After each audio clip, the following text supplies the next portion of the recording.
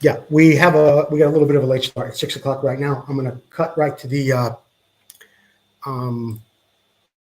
got to cut right opening of the show. Okay. The only thing you need to do is give you a name for pick a random share giveaway, and this week they're going to get grips. Okay. I don't want to call it random share anymore. Is that right? Fine, call it whatever you like. All right, I got to start the show. Okay. Wait, where's the thing?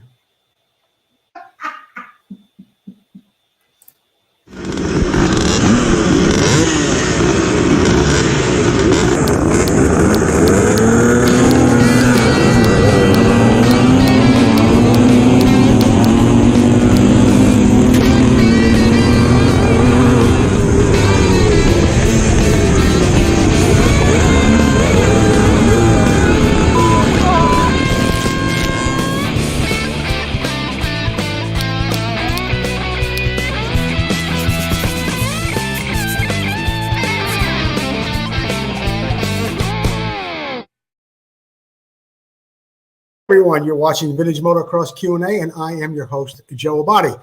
Alongside me is my bride of 35 and a half years, Susie, baby.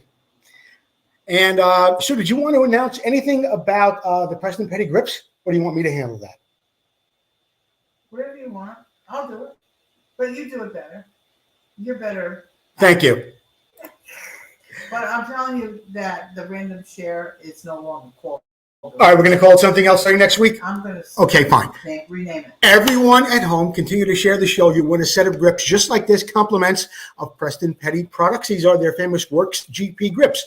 We've been altering back and forth between the Preston Petty products and the grips, and Terry Good has opened up a nice door of generosity. We all have beautiful posters from the International Motocross Museum. Speaking of the International Motocross Museum, I want to thank all of our sponsors, Motion Pro, Vinco, the Moto Barn, Preston Petty Products, Replica Motorcycle Parts.com, Racer X, the International Motocross Museum, Full Circle Racing, and, of course, Mike Chamberlain. Prayers are sent out to Joyce Chamberlain. She's undergoing some surgery in the past couple of days. She's in pretty good shape, though. Al Roof, thank you as well for being a show supporter. And, of course, Derf's Cycle Shop. Fred Hudgens, thank you so much for supporting us here at Vintage Motocross Q&A. It's time for the next time to try this segment. We're going to take a look at that, and we'll carry on with a little bit more of Vintage Motocross Q&A. Yay. No. What's that? I lost my... All right, here's what we're going to do. Hang on. Hi, I'm Sue Fish. You are watching Vintage Motocross Q&A. We'll be right back.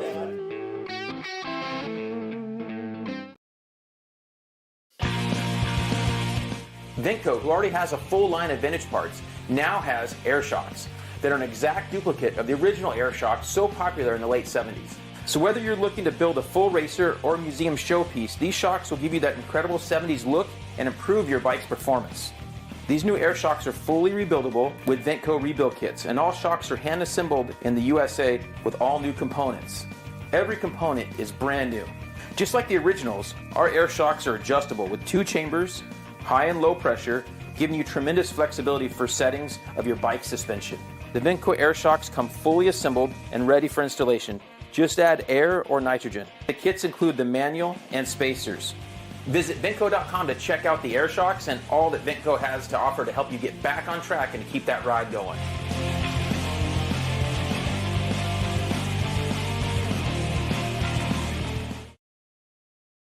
Yeah, Vinco's got a good special going on this week, and here it is. Top end kits for a variety of different bikes, and they got 20% off. Spring 24. Use that code at checkout. Save 20% off at Vinco on everything at their Vinco catalog, including these pegs. These OSA pegs are just absolutely amazing. Be sure to see them, and about 900 other products at Vinco.com. It is time for the Moto Showcase. The Moto Showcase is brought to you by Preston Petty Products. Be sure to get to their website, PrestonPettyProducts.com, for all that beautiful plastic fenders and some of the latest things, their number plates, the integrated headlight number plate, and so much more at PrestonPettyProducts.com. Tonight's bike in the Moto Showcase comes to us from Lincoln Smith. Lincoln Smith writes to me, "Hey Joe, here's a 1986 YZ125. I restored with a few trick bits, seat cover, handlebars, and a service throttle, but the rest of the bike is pretty much all stock. I bought the bike in pieces, and it was a frame, wheels, and forks. Everything was apart. The rest of the bike was in 2 plastic crates. I went through every nut and bolt, and all the factory hardware was zinc coated. Engine and transmission were completely gone through. We have a new Wiseco piston. It is a 1mm overbore, a complete nut and bolt restoration, if you would. Race Tech seal head installed in the rear shock, forks were rebuilt, etc. High Flight made a custom seat cover for me with a contrasting black gripper panel in the near area, and also used their medium density foam on the seat pan. Original expansion chamber and silencer as well. Original radiators were sonic cleaned and repainted. The frame was powder coated along with the hubs and the engine cases. It's got a new Clark reproduction tank on it. It's got new UFO fenders. And if anyone is interested, this motorcycle is available. It is for sale at $5,800. $5,800. Get a hold of Lincoln Smith on Facebook. And yeah, Lincoln's got that bike for sale. Lincoln, of course, if you get me your mailing address, I will be happy to get you a gift, compliments of one of our sponsors. Well, we're giving away the grips from the Preston Petty. Well, we'll get you something, Lincoln. Get me your mailing address, and I'll get you something real nice. I couldn't get this bike in this week, but this is something really special from Joe Anderson. I will have it on the show next week. Is it a 79 KX 125A5 with a 1983 Honda XR 200 in it? I understand the bike weighs about 190 pounds. It's close to 30 horsepower. Tune in next week to Vintage Motocross Q&A, and we will bring you that beautiful motorcycle. And that's compliments of Joe Anderson. You ever heard of a Cagiva? I'm sure you have. A lot of people have heard of Cagivas, but I'm going to give you a little bit more of a background on it. The Cagiva factory is located in Varese, Italy, and it was founded by Castellone Giovanni. Cagiva started producing motorcycles in 1978 after purchasing the AMF Harley-Davidson factory in Varese. Sales were very good with the 2-stroke 125 and 350 motorcycles, and sales were excellent in the 80s. How good? Good enough that they bought out Ducati, Moto Morini, Husqvarna, and MV Agusta. They competed successfully in the 500cc motocross as well as 500cc GP road racing. Here's a look at their bike right here. Absolutely beautiful. Cagiva had a research center set up in 1987 who produced legendary motorcycles such as the Ducati 916 and the Moto 125. With financial difficulty looming, Ducati and Moto Morini were liquidated, and MV Agusta was the parent company. In 2008, Harley-Davidson bought the brand and later sold it to Claudio Castellone, the son of the founder. Presently, with focus given to MV Agusta, the Cagiva mark is no longer active, but they did have one heck of a run, and they helped out with Husqvarna, and Harley was involved, Moto Morini, and so many others. Just a really, really great story about the Cagiva. A lot of interesting stuff there. Did you know? Yeah, I did know, but you know, here's what we're going to do. We are going to get back. No, we're going to do the Did You Know segment right now because Jeff Kokoski works real hard on this, and he sends in a lot of information, makes it all real interesting, and then I need to catch my breath a little bit after reading Jeffrey's his segment. So what we're going to do is we're going to go through that right now, and then we'll break for a commercial. Motocross enthusiasts immediately recognized the bold orange, black, and orange logo of KTM. But did you know what KTM stands for? In 1934, an Austrian engineer named Hans Trunkenpuls set up a car and motorcycle repair shop in the town of Mattishofen, Austria. Mattishofen is in north of Salzburg, about 14 miles from the German border. In 1937 and 38, Trunkenpuls was selling DKW motorcycles and Opel cars. After World War II, Trunkenpuls decided to start and produce his own motorcycle. His first prototype came in about 1951, and it was called the R100. Here's a nice picture of it right here. It was built completely in-house with the exception of the motor. The motor was a Rotax, manufactured by Sachs. Now, there's something else I didn't know. I didn't know that Rotax engines were manufactured by Sachs, although I did know they were from Austria. Anyway, this led to a move in production from Germany to Gumbenskier, Austria, which is about an hour east of, how do I say it, Jeff? Mattishofen. Correct. In 1953, serial number R100 began at a rate of 3 bikes a day. At about the same time, businessman Ernest Kroneff became a major shareholder in the company. It was renamed Kroneff and Trunkenpolz Mattishoven. Fortunately, that retained the KTM abbreviation. Unfortunately, Kroneff died in 1960, and 2 years later, Trunkenpolz succumbed to a heart attack as well. Trunkenpolz's son, Eric, was in charge of the company. The company grew rapidly in the 60s and into the 80s as well. KTM, Husqvarna, to some extent, and Gas, which were the trials niche, had barely survived during that time. But to make matters worse, company's president, Eric Trunkenpolz, died in 89. Those Trunkenpolz, they really don't have much luck with staying alive and staying in the motorcycle business, do they? By 1992, KTM Sport Motorcycle Division was owned by a group of investors with Cross Industries as the primary investor and the primary owner. Stefan Perret influences over the company were like a phoenix rising out of the ashes. KTM's new Duke line of road bike was a new water-cooled MX bike for the off-road, and they were decked out in their own orange and black signature colors at this point.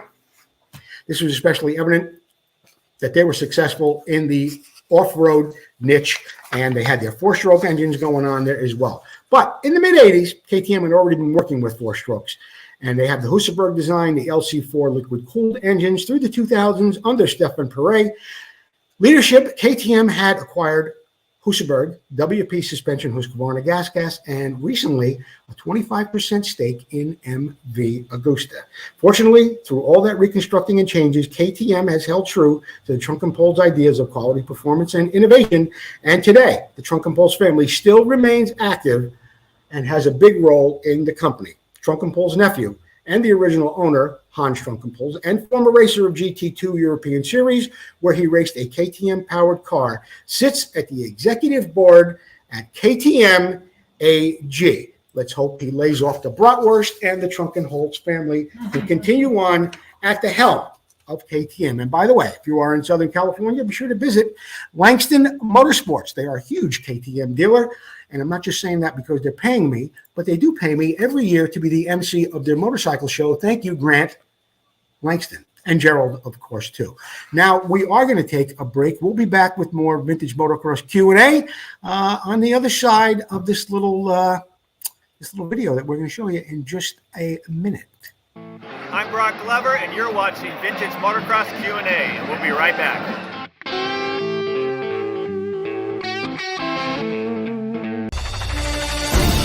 Motocross struck America, coming from Europe like a lightning bolt, striking the hearts and minds of people all across the country and the world.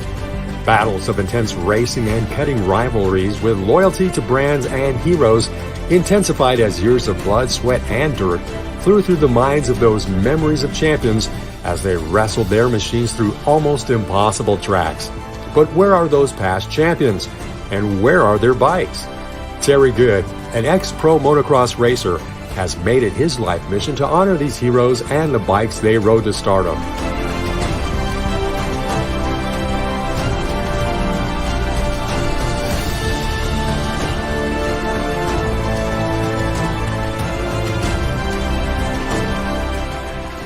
We raced, we rode, we lived and breathed motocross.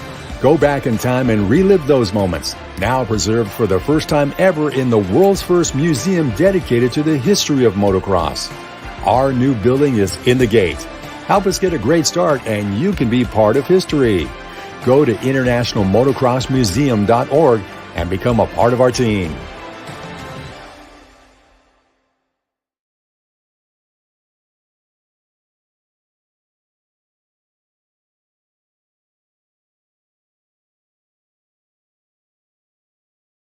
International Motocross Museum is a not-for-profit 501c3 organization. Everything you donate or buy from the International Motocross Museum is 100% tax deductible. You are going to see a museum sometime in 2025.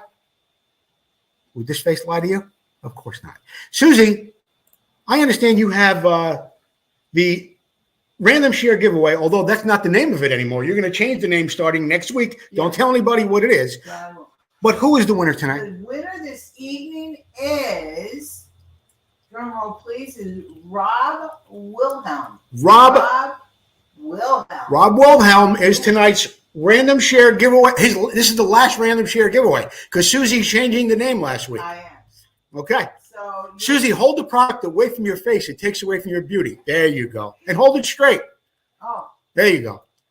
And next week, show a little more cleavage, too. No. All right. You'll be expecting this to come from Paul Geisner. There you go.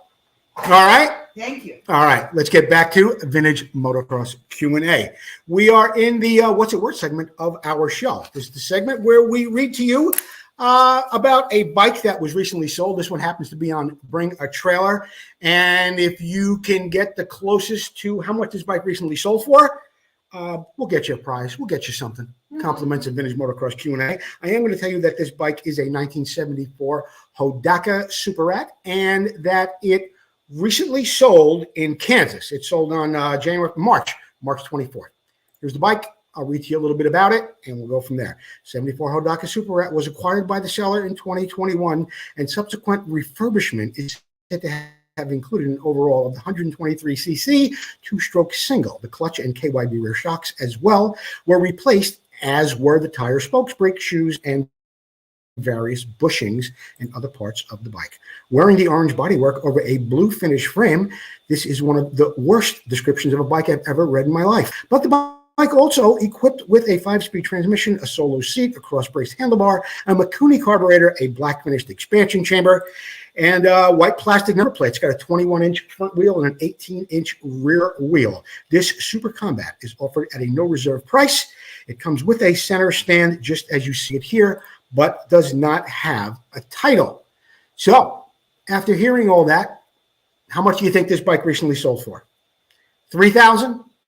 $35,000? $4,500? This bike sold for $4,400. $4,400, 1974 Hodaka Super Combat. Susie, if you tell me who got closest without going over, the suspense will end sooner than later. I want to thank Tom McAllister and Full Circle Racing for being a sponsor of our show for almost 4 years now. Tom has a backing plate special, 4 CZs, just $179 with the logo, $169 if you do not want the logo. I also know, and Tom's going to be, Tom's got thousands of rims up there. He got a huge delivery. He's got rims, spokes, and nipples, enough to fill a couple of trailer loads. Get a hold of Tom McAllister if you are looking to replace the wheels on your on-road, off-road, or vintage bike. That's Tom McAllister and Full Circle Racing. Here's the problem coming up, Susie. You okay with that? I am. All right, here's the problem. It's brought to you by Motion Pro. Question number 1 comes from Jim Sandler. Jim, question, it was a little longer than this, but I have to always trim it down for this portion of the show. What options do I have other than a stock rear sprocket for a 1976 YZ125C? Now, I notice a lot of guys out here in the Midwest, they call a 76 YZ125C a 75 because they got here a little bit earlier than we got them on the East Coast, but that's neither here nor there. In answer to your question, the sprocket on your 75, or if you will, 76, is dished like you see it in this picture right here. That's a 75, 76 YZ125C rear sprocket. Now, it is a 420 pitch. Some guys want to go up to a 428 rather. Some guys want to go up to a 520. But when they do, it's not easy to find them dish, and they wind up using a flat sprocket like this. You can do that, but understand something. This dish sprocket comes out from where these bolts are. Between the dish, it probably comes out about another ½ inch. So what you're going to have to do is take the old studs out of your sprocket and replace them with a longer stud if you want to use the flat sprocket. Behind that sprocket, you're going to have to use some spacers.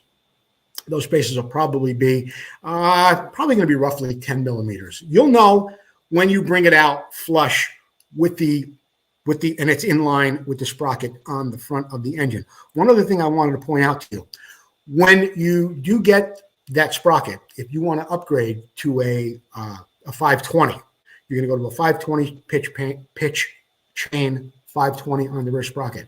You can go right to your dealer and get a 520 countershaft sprocket from a 77 or 78. You don't have to worry about that. So yes, you can upgrade to a bigger chain But you're going to have to change the front sprocket and space out that flat sprocket, unless you get lucky and find a stock 428 sprocket. I saw one the other day. I couldn't believe it. It was for sale on Facebook for just $75. Very, very inexpensive these days. That bike, NOS in 1976, 77, was $75. Let's move on. What do we got here? Bob Lenio, where can I find a wire clip thing on the red ignition wire of a 74 CR250? I know what you're talking about. You're talking about this guy right here that holds this red ignition wire.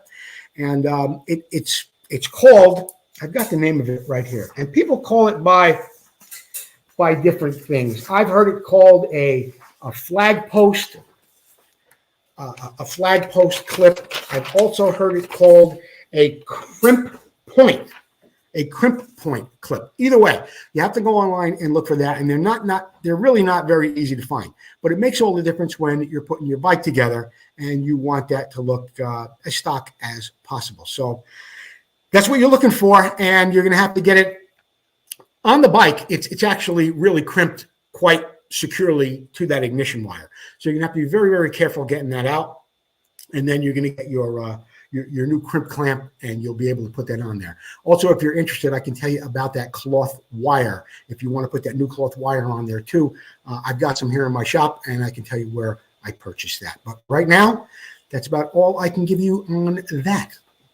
Motion Pro still running a great special, 20% off everything across the board except custom-made cables. All you need to do is put in MP9135. That's MP9135 when you check out at Motion Pro. And yeah, that's 20% off on everything across the board. We'll be right back with more. I'm Chamberlain. You're watching Vintage Motocross Q&A with Joe Abbate.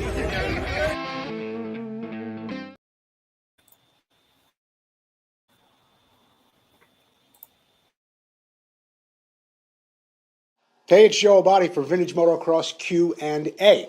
When you're replacing a cylinder or a gasket or doing a top end on your bike, many times it's very, very difficult to get to the nuts that are on the base. And you want to be sure that you torque those evenly whenever you change a top end. Motion Pro has come up with this great tool. It's the torque adapter, okay? You can put any size wrench in there and you can tighten it up. On the back is a 3/8 drive.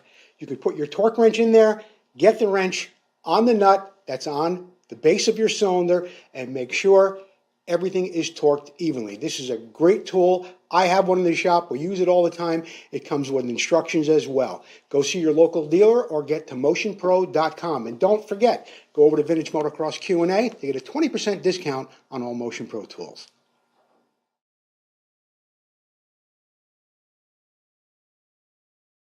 This Week in Motocross History is brought to you by Racer X Magazine, available on your newsstand and online now. That's Racer X.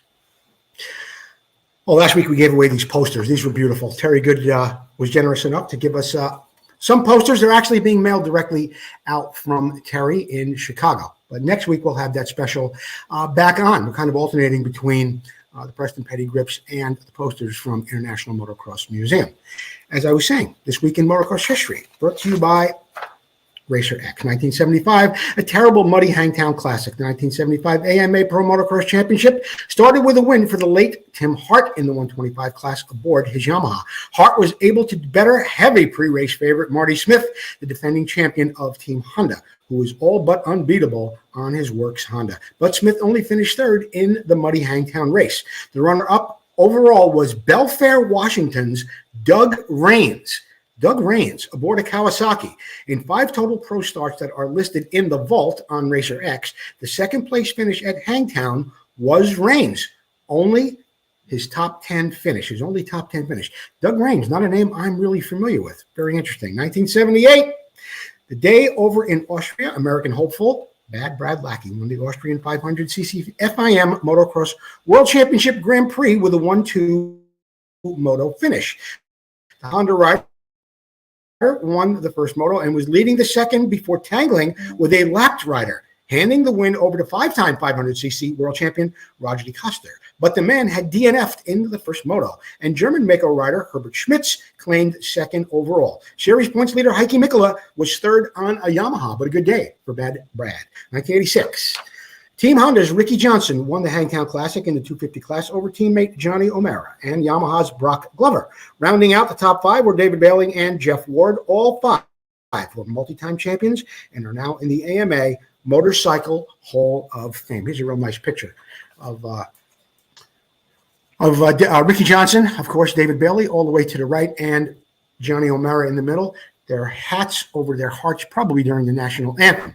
Great respect for all these gentlemen and all Hall of Fame riders. So, yeah, that's what we got. What do we got coming up next year? Oh, who's my favorite sponsor, Susie? Replica Motorcycle Parts? Yeah. I love Paul Parkinson. I love what he does for the community of vintage motocrossers and also how active he is with making new parts. So that's Paul Parkinson Sr. Here's a great picture of him.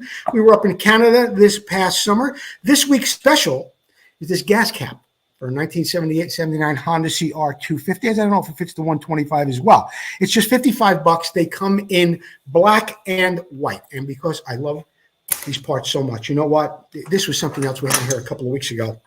This is a stock 1974 CR 125 brake pedal.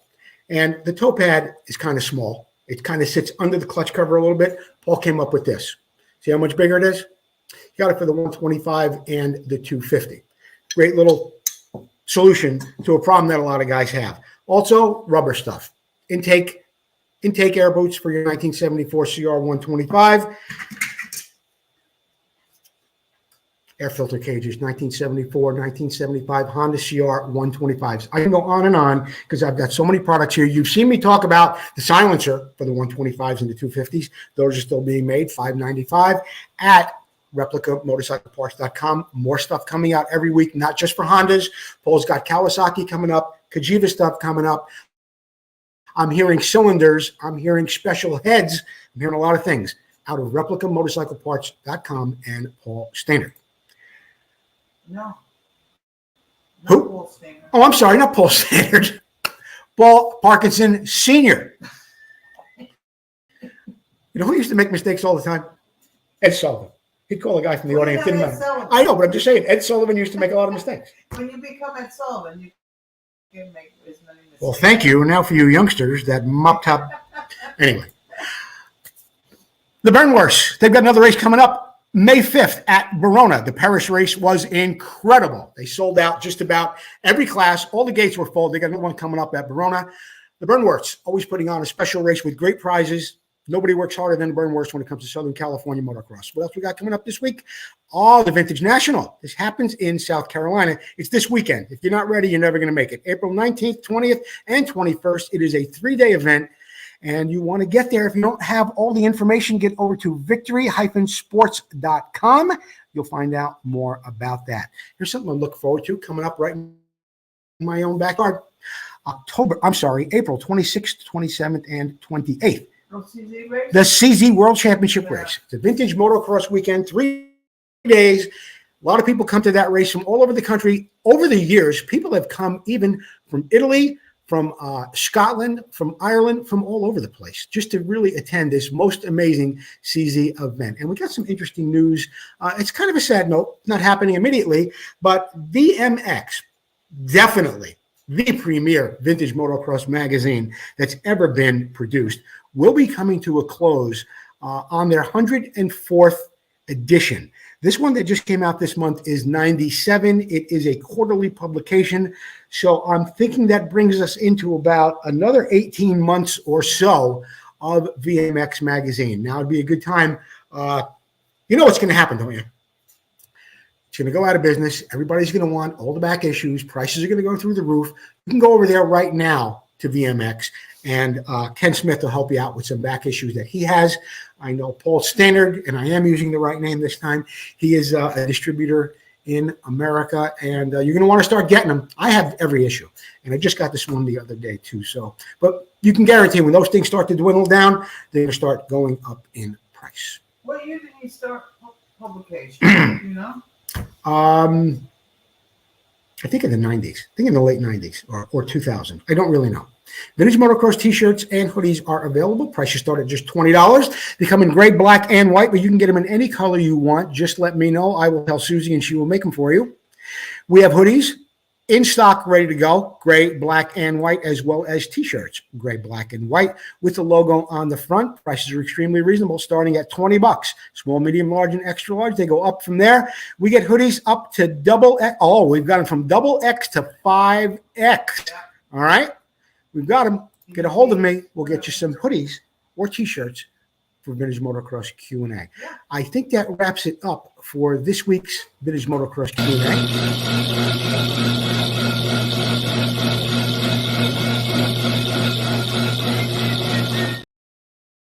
I thought I would throw that in there. You know what else? Somebody sent me something this week, and I wanted to get it on, and I'm going to run for you here at the last minute. It was Rick Leno.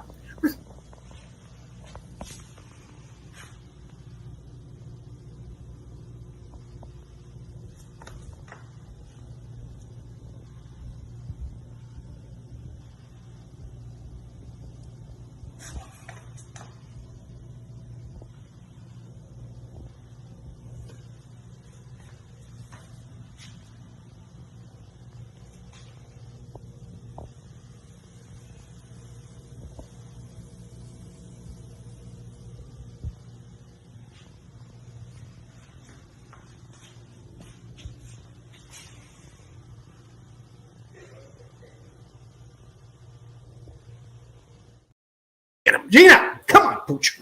Come on. Oh, there he is. There he is at hand. All right.